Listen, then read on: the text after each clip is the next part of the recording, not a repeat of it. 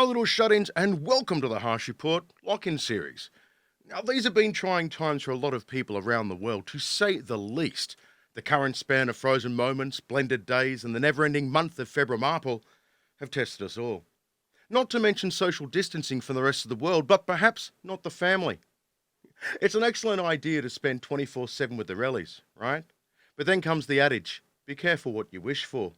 Let's face it, distance does make the heart grow fonder. All the parents I know look forward to the day their kids are off to school to get them out of the house. Now things have changed. The kids are locked in the gorilla cage and they ain't going anywhere soon. Now, parents and caregivers around the world have had a crash course in schooling, technology and education, stepping away from parental role and putting on the teacher's cap. Now, I've got to give credit to the millions of parents and caregivers around the world who have done this. If running a house wasn't hard enough, now they had the miniature monsters of their own making scuttling around the apartment during the day as well. And add to that, working from home. I can only imagine it would be in a scene like a reverse Home Alone or A Day with Joseph Fretzel. Now, there aren't many places for a parent to hide, right? Now, in Australia and a lot of other places around the world, the pubs and clubs are shut. But thankfully, at least the bottle shops are open, classed as essential businesses. Now, servicing the dishevelled nerves, quelling psychotic dreams of burying one's own in the yard, and allowing parents to slip into a stuporous slumber until the nightmare begins anew.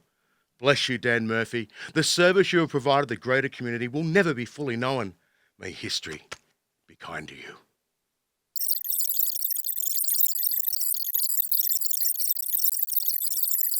The knock-on effect during the Rona pandemic has affected individuals, families, self-employed, small businesses and corporations alike. Even oil plummeted a crazy 321%. Now that's negative $40 a barrel. Along with this, as a result, is that millions of people have found themselves out of work with no safety net. This is where a stimulus package comes into effect. A stimulus package is a package of economic measures put together by a government to spur on a floundering economy. The aim is to reinvigorate the financial system and prevent or reverse a recession by boosting employment and spending. Now, this can be done a few ways, but with tax considerations, rebates, or assistance in the form of a one-off or a series of payments to individuals.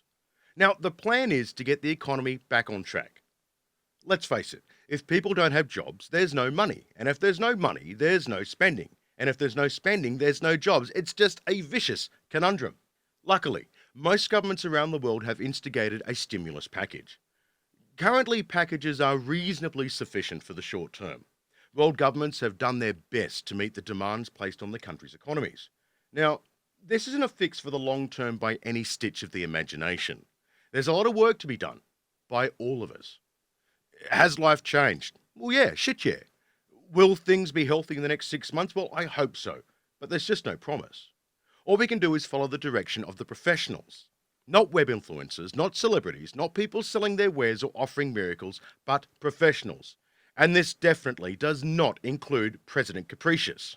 This lying, backstabbing sorry case for a human sleeve held one of his daily rants advising social distancing, then later that night tweets liberate messages spurring the mind-numb lemmings to take to the street and protest the necessary safeguards, again endangering everyone, potentially undoing any good that social distancing had in these areas. Time for our state to be opened up. We're tired of not being able to buy the things that we need, go to the hairdressers, get our hair done. It's time to open up. Our community is struggling. My husband is on unemployment for the first time in our life. And it's unwillingly that we're taking unemployment. We want to go back to work. In Michigan alone, there have been over 3,000 deaths. And still, these Muppets took to the street, not having any clue what was going on except for their own perceived false imprisonment. Noted some of the asks and concerns are fair. Returning to work, being able to make a living. But then there are these ridiculously petty motives from narrow-minded me people. These myopic individuals talk of lies and fake media, yet they haven't fully grasped who's actually lying or feeding them fake news. No, these are people expressing their views. I see where they are and I see the way they're working. They seem to be very responsible people to me. But it's, they've been treated a little bit rough. Now, always keeping the brand as a douchebag, taking a national crisis and self-politicising it yet again. Basically, what the rest of the world has now come to identify as the epitome of the Trump standard. But it doesn't stop there, does it ever? When President Goldfish was confronted by the press the next day, this tumorous ganglion in his perceived pseudo-presidential fashion made excuses for them by saying it's cabin fever. They want to they call cabin fever, you've heard the term? They've got cabin fever. Now, while we're on the topic of cabin fever, President Very Stable Genius, at his latest intelligible rant, went on to jump the shark and say that people should try internal blue light treatment or injecting disinfectant into their system. This is basic human science, guys, and I'm not the sharpest knife in the set. This is just fuck. Welcome to Idiocracy. Right, and then I see the disinfectant where it knocks it out in a minute, 1 minute. And is there a way we can do something like that by injection inside or almost a cleaning? Because you see it gets on the lungs and it does a tremendous number in the lungs. So it'd be interesting to check that. So that you're going to have to use medical doctors with. But it sounds interesting to me. What a feckless goat turd. Go on, you first. Perhaps before we find a cure for Rona, we should find a cure for the real virus, Trump. Now, in his normal retort to any non-Fox News network, President Clump again showed how an unhinged septuagenarian reacts to a reasonable and fair question. Respectfully, sir, you're the president, and people tuning into these briefings, they want to get information and guidance and want to know what to do. They're not looking for rumors. Phil, I'm the president, and you're fake news. Being isolated with social distancing has taken its toll on community and family. But thankfully, there's a lot of video conferencing apps to ease this with face-to-face contact at least.